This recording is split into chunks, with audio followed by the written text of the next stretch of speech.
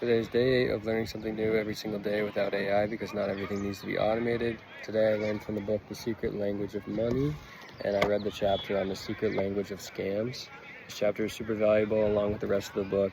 It's really redefining relationships with money, how you think about it, how you use it. And so in this chapter it introduces Bernie Madoff, who has the largest fraud of investors in the United States. It was about $18 billion he stole from investors before he was caught or turned himself in. And then he introduced Carlo Ponzi, who was the first person to come up with the Ponzi scheme. It was named after him. He was buying international stamps and then selling them in the US because they were cheaper internationally than they were here. And basically he was making people lots of money, so they weren't cashing out of the scheme.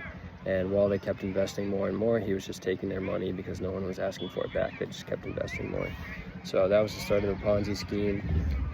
Fun fact that I learned in this book is that the Social Security that gets taken out of your paycheck, every paycheck, is a Ponzi scheme from the government, technically, by definition, because the money that's taken out of your paycheck for Social Security right now isn't used for your Social Security benefits for when you retire.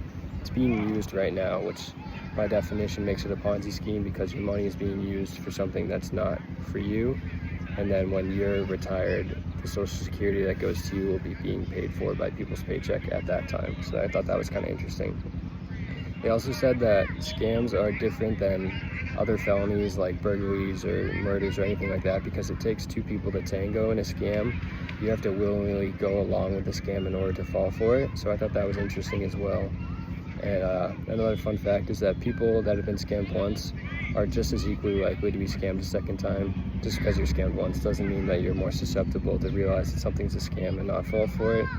And then the best ways to not fall for a scam is to make sure you're going through professionals for investing.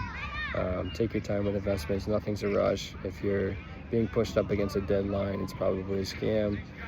Double check that the people that you're working with are professionals that work for companies or banks that you work with. And yeah, just be careful of what you hear. Get rich quick schemes aren't real. Those are all scams. Don't fall for someone that says they're going to make you boatloads of money. You're not special. Just because you get put in a special little group and told you're special, it's probably a scam, and a lot of people are falling for it. So pretty interesting read. I highly recommend you check out this book if you got the time.